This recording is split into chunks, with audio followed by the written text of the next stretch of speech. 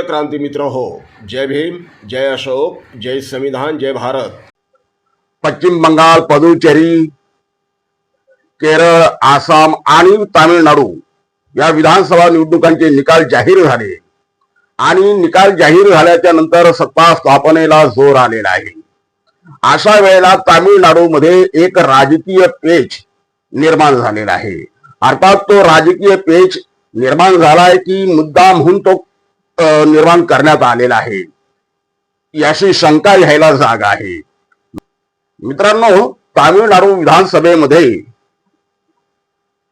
द्रविड मुन्नेत्र कळघम या सत्ताधारी पक्षाला हरवत थलपती विजय यांच्या नव्या पक्षानं TVK तमिळगा वेत्री कळघम या पक्षानं अभूतपूर्व अशी घवघवीत यश मिळवत तामिळनाडूमध्ये विजय संपादन केला।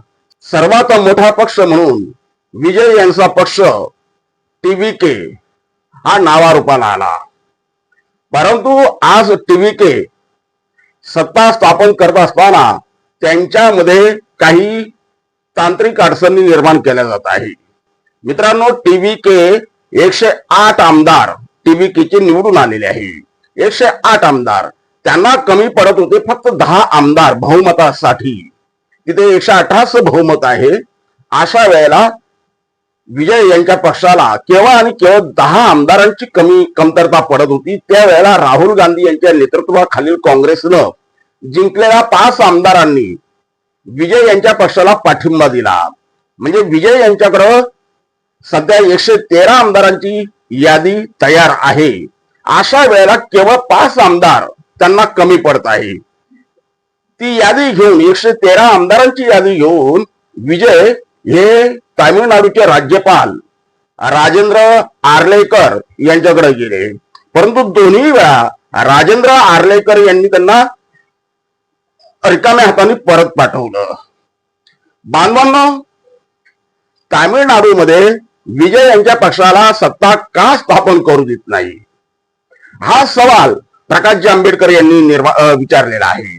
प्रकाशजी आंबेडकरांनी तामिळनाडूच्या राज्यपालांना धारेवर धरलेला आहे। प्रकाशजी आंबेडकरांनी थलपती विजय यांची बाजू लावून धरलेली आहे आणि सांगितलंय की इतिहासामध्ये हा प्रकार एकदा नव्हे अनेकदा घडलेला आहे। त्यावेळेला मात्र तिथल्या सरकारने किंवा राज्यपालांनी किंवा राष्ट्रपतींनी सद विवेक बुद्धी वापरून आणि संविधानाला प्रमाण मानून आपले निर्णय दिलेले आहेत।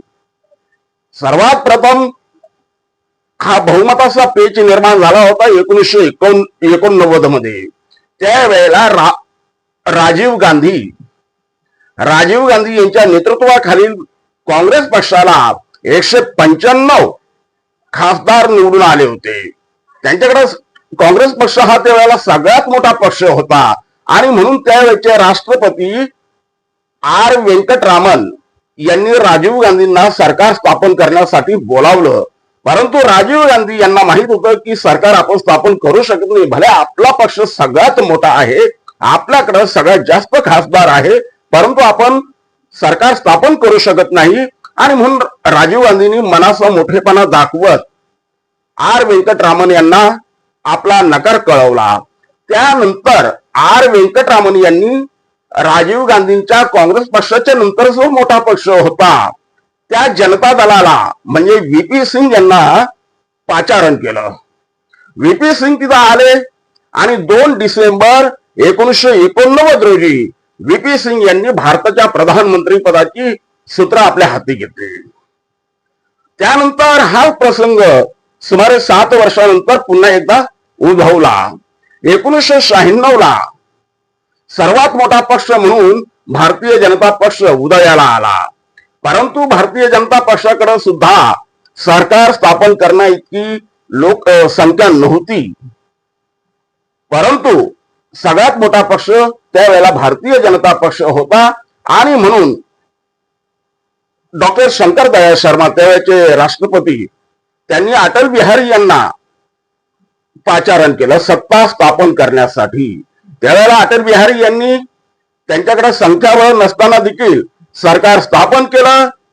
24 मे 1996 ला त्यांनी प्रधानमंत्री पदाची शपथ घेतली। भले त्याच्यानंतर 13 दिवसानं अटल बिहारी यांचं सरकार पडलं बहुमत नाही म्हणून, मग आता विजय यांना सरकार स्थापन करण्यासाठी का म्हणून आडकाठी निर्माण करण्यात येत आहे, असा सवाल इथं प्रकाश आंबेडकर यांनी निर्माण केलेला आहे, विचारलेला आहे. राजेंद्र आर्लेकर हे तामिळनाडूचे राज्यपाल, त्यांनी सगळ्यात मोठा पक्ष म्हणून थलपती विजय यांना तिथं पाचारण करायला हवं, परंतु 2-2 वेळा थलपती विजय राज्यपालांच्या भेटीला गेले आणि तरी सुद्धा राज्यपालांनी त्यांना रिकाम्या हाताने पाठवलं. याचा अर्थ जाणून बुजून तामिळनाडूमध्ये राजकीय पेच निर्माण करायचं आहे काय, हा गंभीर आरोप प्रकाशजी आंबेडकरांनी उपस्थित केलेला आहे. मित्रांनो, हा संपूर्ण देशाची भावना आहे, तामिळनाडूची भावना आहे की सगळ्यात मोठा पक्ष म्हणून तिथल्या जनतेनं, तामिळनाडूच्या जनतेनं थलपती विजयच्या TVKला, तमिळ वेत्री कळगमला सर्वाधिक जागा दिलेला आहे. तो जनाधार त्यांना मिळालेला आहे. त्या जनाधाराचा अपमान कुठं होता कामा नये, जनाधाराचा अवमान कुठं होता कामा नये. विजय यांना मुख्यमंत्री पदाची शपथ घ्यायला तिथं बोलवावं, म्हणजे त्यांच्या पक्षाला तिथं बोलवावं. बहुमत ते सिद्ध करतील आणि जर त्यांनी बहुमत सिद्ध केलं नाही, भारतीय संविधानानुसार त्यांचं सरकार पडेल. नवीन जे कोणी बहुमत आपलं सिद्ध करतील त्यांना पाचारण करा, परंतु सगळ्यात मोठा पक्ष म्हणून पहिला अधिकार हा TVKला आहे, विजय यांच्या पक्षाला आहे. भारतीय संविधानानुसार त्यांना सर्वात प्रथम पाचारण करावं अशी मागणी जर तमिळनाडूच्या जनतेने केली तर बिघडलं कुठं, भारतीय जनतेने केलं तर बिघडलं कुठं. राज्यपाल म्हणून आपली काही कर्तव्य असतात ती बजावलीच पाहिजे, निश्चितपणे बजावली पाहिजे. परंतु हे होत असताना लोकशाहीची कुठं हत्या होता कामा नये, भारतीय संविधानाला कुठंही अवमानित करता कामा नये, याचं भान सगळ्यांनीच घेतलं पाहिजे. प्रकाशजी आंबेडकर आज ठामपणे विजय यांच्या पाठीशी उभे आहेत आणि त्यामुळे निश्चितपणे विजय यांच्या लढ्याला एक धार आलेली आहे. आपण खात्री बाळगूया की विजय यांच्या पक्षाला राज्यपाल कोणतीही आडकाठी निर्माण न करता सत्ता स्थापन करायला पाचारण करतील. जय भीम.